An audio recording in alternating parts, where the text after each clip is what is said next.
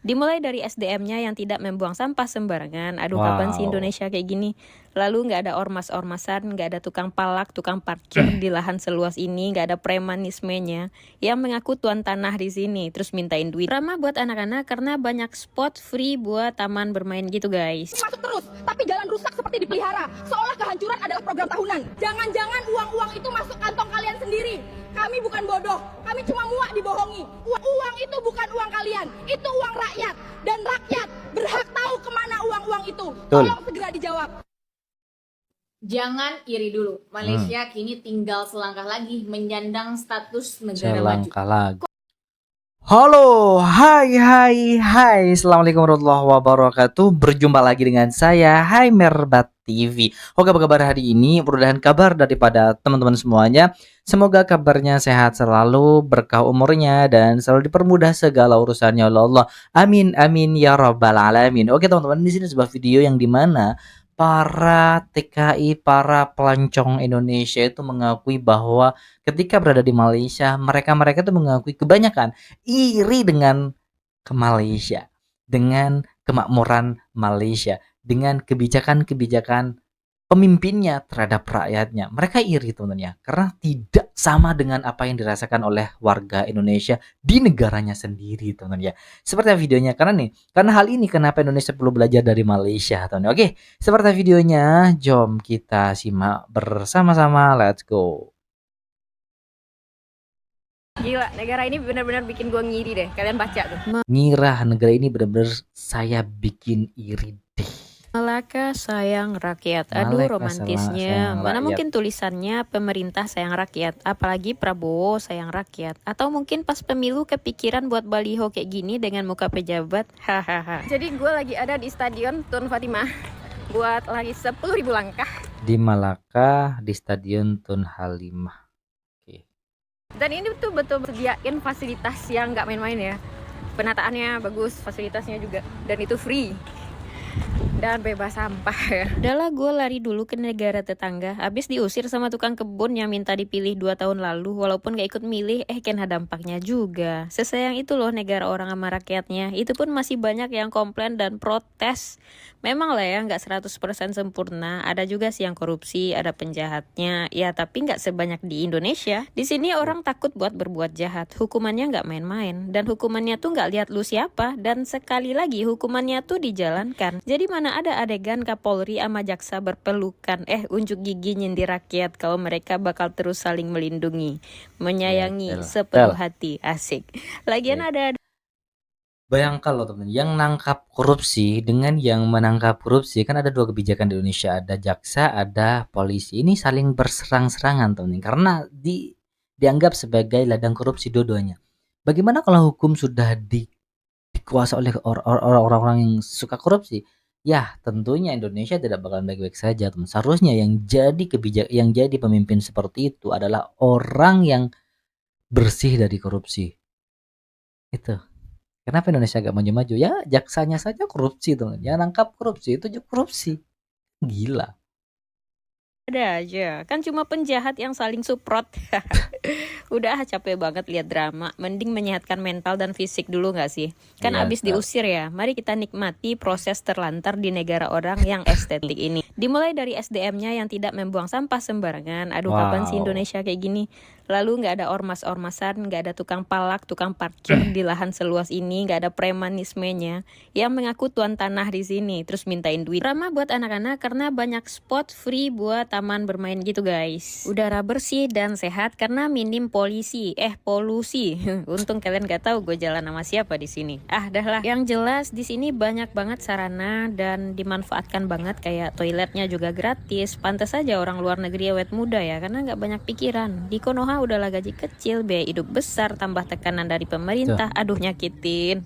Di sini kok sesayang itu ya negara orang sama rakyatnya, difasilitasi dan dijaga, bahkan sampai dimodalin. Jalanan berlubang kayak gigi pejabat mana ada di sini. Orang di sini tuh ngasih bukti, nggak gampang kemakan janji. Konoha model joget kaku aja bisa berdiri 5 tahun ngatur kalian. Semangat dah tuh dengerin pidato giant setiap hari. Ironisnya masih ada ya orang miskin yang mati-matian ngebelain orang kaya yang mencuri haknya, nggak habis pikir. Dengan Jangan ngatain akun ini seperti kaum sakit hati, anak abah, antek Soros. Ah dah lah, lu dimiskinkan tapi lu bodoh kocak. Semoga jadi komisaris kalian. Kasian udah nurunin harga diri cuma dapat receh doang buat makan. Siapin kuaci buat nontonin ketidakadilan dan blunder pejabat setiap hari. See you the next video, nanti gua nyindir lagi. Share video gua, follow akun ini. Pajak itu harus tetap dibayar, itu kan kewajiban kita kepada negara. Jadi kalian paham ya, soal pajak itu penting dan semua rakyat Indonesia itu wajib bayar pajak. Dan ini pertanyaan sederhana, uang pajak kendaraan yang tiap tahun kami bayar itu kemana? Jangan jawab untuk rakyat, rakyatnya masih...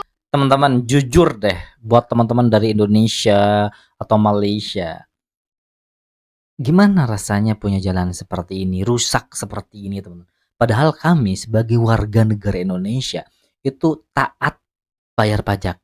Kendaraan taat bayar pajak. Bahkan gaji itu taat bayar pajak. Lantas kemana uang pajak yang kami bayarkan ke negara? Kenapa kebanyakan jalan-jalan di jalan raya kebanyakan seperti ini? Dan rakyat setiap kampung itu swadaya sumbangan teman untuk cor jalan. Saking gak pernah diaspalnya, bertahun-tahun dicor, kita sumbangan per rumah. Lantas kemana kita bayar pajak? Larinya kemana? Kalau jalannya saja bertahun-tahun seperti ini. Ini tidak hanya di kampung ini, di kampung saya juga seperti ini loh. Rusak. Hindari lubang di jalan. Aneh, uang kami masuk terus, tapi jalan rusak seperti dipelihara. Seolah kehancuran adalah program tahunan. Jangan-jangan uang-uang itu masuk kantong kalian sendiri. Kami bukan bodoh, kami cuma muak dibohongi. Uang itu bukan uang kalian, itu uang rakyat. Dan rakyat berhak tahu kemana uang-uang itu. Tolong segera dijawab. Jangan iri dulu. Malaysia kini tinggal selangkah lagi menyandang status negara maju. Kok bisa sementara Indonesia masih membidik tahun 2045? Menurut laporan Bank Dunia yang dikutip Kompas, Malaysia kini sudah sangat dekat memenuhi syarat sebagai negara berpendapatan tinggi. Salah satu indikator utamanya adalah pendapatan nasional bruto atau Gross National Income atau kita sebut GNI per kapita. Jika melewati ambang batas yang ditetapkan Bank Dunia, sebuah negara bisa masuk kategori negara berpendapatan tinggi. Malaysia berhasil mendekati target itu berkat pertumbuhan ekonomi yang stabil, investasi yang terus mengalir, serta ekspor produk bernilai tambah seperti semikonduktor dan sektor jasa modern. Sementara itu, Indonesia masih menargetkan menjadi negara maju pada 2045, bertepatan dengan 100 tahun kemerdekaan. Tantangannya pun tidak ringan, mulai dari peningkatan produktivitas, kualitas SDM, hingga mendorong industrialisasi yang lebih kuat. Kalau Malaysia resmi naik kelas menjadi negara maju, menurut kamu apa pelajaran terbesar yang bisa diambil Indonesia? Tulis pendapat kamu di kolom komentar dan jangan lupa follow untuk update ekonomi dan kebijakan publik. Malaysia tinggal satu langkah lagi resmi menyandang status negara maju versi Bank Dunia. Karena pendapatan nasional per kapita mereka sekarang cuma terpaut 7,1% dari ambang batas. Tepatnya 13.351 dolar Amerika atau sekitar 252 juta rupiah per orang per tahun. Sementara garis batas negara berpendapatan tinggi ada di 14.375 dolar. Dan capaian ini ditopang pertumbuhan ekonomi 5,8% di kuartal kedua. Jauh ya teman-teman. Kalau di Indonesia jujur itu kalau di kampung saya tuh paling tinggi pendapatannya itu per tahunnya ya di daerah saya itu kurang lebih 20 sampai 30 juta teman-teman ya. Ya kurang lebih 1.200 dolar teman-teman ya. Itu per tahunnya seperti itulah. Ada yang 20 juta, ada yang 30 juta. Gak ada yang sampai 100 juta teman-teman ya. Kedua 2026 dengan inflasi 1,9% dan pengangguran 3%. Menteri Ekonomi Akmal Nasrullah Mohnasir mengumumkan ini saat peluncuran laporan OECD di Putrajaya. Namun dia sendiri mengaku masih ada pekerjaan rumah yang besar. 35,6% pekerja berpendidikan tinggi di Malaysia itu masih terjebak di pekerjaan yang ada di bawah tingkat keahliannya. Dan buat catatan sejarah, ini negara yang di era 1970-an masih mendatangkan guru-guru dari Indonesia loh. Dan saat ini tinggal menunggu langkah tertentu untuk menjadi negara maju. PM Anutin minta Prabowo impor beras, daging, susu dari Thailand, imbalannya beli pupuk. Nah, yang pertama teman-teman, Indonesia itu sangat hijau ya, di mana-mana itu hijau dari Sabang sampai Merauke. Iya, nah, kenapa kita mesti impor daging, susu dan sebagainya? Bukankah di Indonesia ini bisa dibuat seperti itu sampai kita itu tidak impor teman-teman? Ajar buka minumnya. Coba kita simak video ini teman. Ini nih 6 menit 18 detik. Ini loh akses menuju sekolah. Anak-anak, siswa dan siswi untuk menuju sekolah aksesnya seperti ini teman-teman ya. Ada apa dengan negara ini? Kenapa mereka buta? Buta terhadap fasilitas anak, siswa dan siswi. Ini lewat jalan setapak yang rusak, pakai sandal nyampe rumah, nyampe sekolah, sandalnya dilepas, sepatunya dipakai. Ya Allah, kalau jatuh basah teman-teman ya. Bagaimana anak-anak yang pakai seragam rapi tapi jatuh pas basah, pulang lagi kayaknya, nggak sekolah. Parah. Berangkat lagi kita bareng adik-adik. Berangkat sekolah, nah menuju kampung Cicai, desa Cipinang. Seperti Jauh. inilah kondisi jalannya di tahun 2024. Tuh, teman-teman.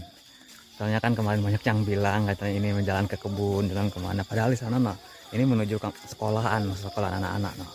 Ya pada cuci kaki noh. Hati-hati ya mas, pada kotor tuh. Ya Allah. Ya pada pakai sendal, pakai sendal semua noh. Karena kondisi jalannya kayak gini, jadi kalau pakai sepatu susah untuk dibukanya. Kalau pakai sendal gampang buat cuci kakinya nih. Lagi pada cuci kaki. Tuh, awas labu awas. Laleur lalicin euy. Licin tuh pada cuci kaki, itu bawa timbel. Sini nggak sama sekali nggak ada yang pakai sepatu. Awas labu. Lo kadinya labu. Sakading sakadung. Pindah-pindah kadinya lane. Kalau kan wata labu ke barlok.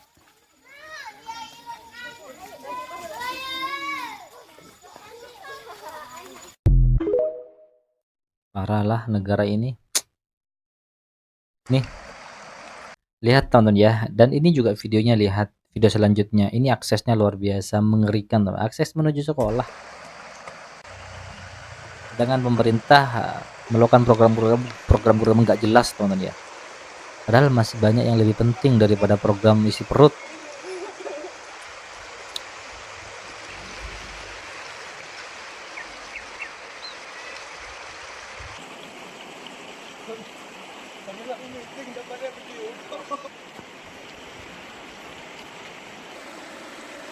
Ya Allah, parah negara ini.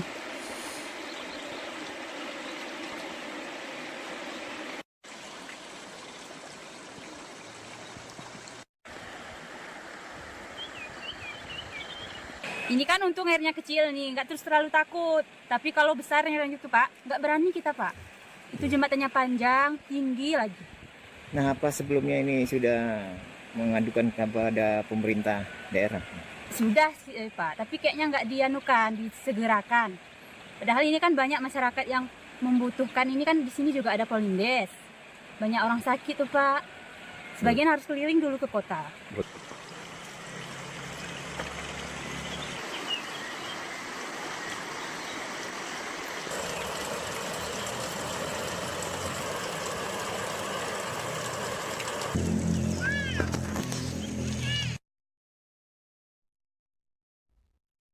Bagaimana tanggapan teman-teman terkait masalah video barusan? Silahkan komen. Indonesia sedang tidak baik-baik saja loh. Ya sekarang nih, jalan rusak dan berlumpur, para murid SD di Banten ini kesulitan pergi ke sekolah. Indonesia yang dipentingkan daripada pendidikan adalah KDMP, Koperasi Merah Putih, MBG. Sedangkan akses seperti ini nggak dilihat, ngapain? Nggak apa-apa. Indonesia sedang rakyat yang mengatakan dia bahagia adalah bangsa Indonesia. Wah. Ini mengharukan bagi saya. Ini parah nih. Parah ya, wah, pemimpin apa itu?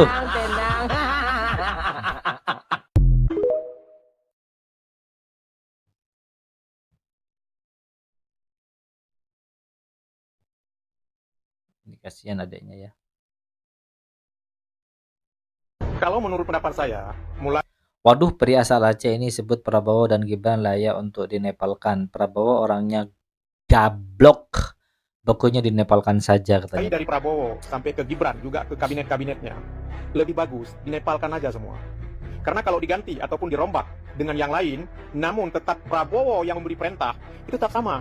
Karena kenapa? Prabowo sendiri orangnya goblok.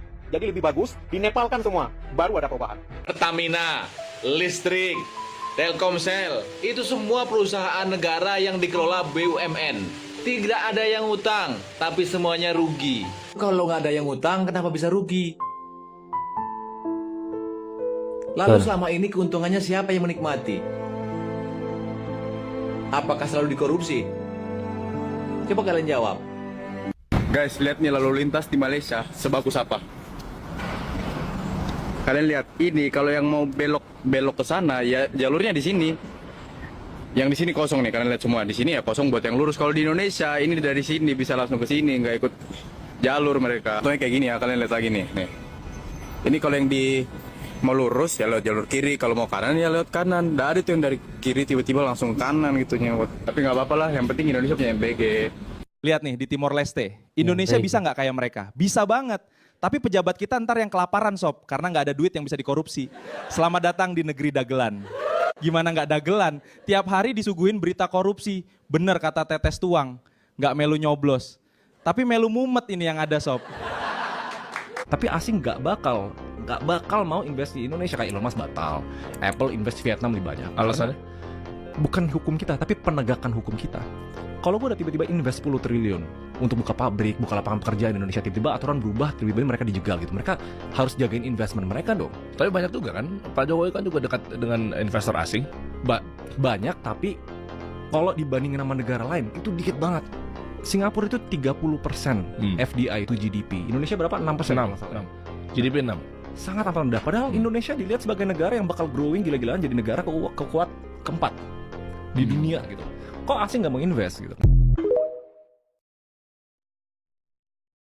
Ya, saya bertemu dengan demikian banyak investor, termasuk kemarin saya sempat ke Zhejiang University bertemu dengan lebih dari 50 pengusaha yang ingin invest di Indonesia. Keluhan mereka cuma satu, izinnya lama banget. Lebih dari 2 tahun kadang-kadang mereka belum bisa berproduksi. Padahal di sana aja orang itu kalau berniat invest seperti pabrik ban Yokohama dari Jepang, dari masuk untuk invest, kemudian dia bisa produksi dalam waktu 3 bulan setelah itu. Di Indonesia kadang-kadang sampai 2 tahun. Yang kedua, keluarnya adalah kepastian aturan. Kita itu sering sekali merubah-rubah aturan. Ini juga sangat mempengaruhi investor, menyulitkan investor untuk mengambil keputusan-keputusan yang berujung kepada trust. Jangan-jangan gue udah invest banyak-banyak, nanti berubah lagi. Nomor 3, ada praktek para scammer ya. Ada yang minta uang, ini juga untuk negara-negara tertentu itu tidak bisa dibenarkan. Negara-negara Islam ya seperti Qatar, Arab Saudi. Kenapa investasi mereka di sini sedikit sekali? Karena menurut yang saya tanya dari seorang duta besar yang pernah ke sana, itu persoalannya. Jadi bagaimana kita memberantas pungli? Jadi 3 hal yang penting itu. Jadi bagaimana kita ya memberantas juga para scammer-scammer ya, para pialang-pialang perizinan yang berkeliaran di mana-mana yang untuk melancarkan urusan minta upeti ya. Ya, disitulah teman-teman dia letak kenapa Indonesia itu perlu belajar daripada Malaysia teman-teman. Karena negara Malaysia itu pemimpinnya sangat pro kepada rakyatnya teman-teman. Makanya rakyat Malaysia makmur, gajinya besar dan hidupnya juga enak ya karena pemimpinnya juga teman-teman ya. Kenapa pemimpin di Malaysia itu menghargai rakyatnya? Karena rakyat juga menghargai pemimpinnya teman-teman. Kebijakan-kebijakan daripada pemimpinnya. Masya Allah. Oke, sampai di situ video desain hari ini. Buat teman-teman yang suka dengan video ini, silahkan bantu dengan cara menekan tombol like, komen, dan share. Jangan lupa juga subscribe channel daripada Hai Merbat TV ini. Baik, kita akhiri dan ketemu di video berikutnya. Wassalamualaikum warahmatullahi wabarakatuh.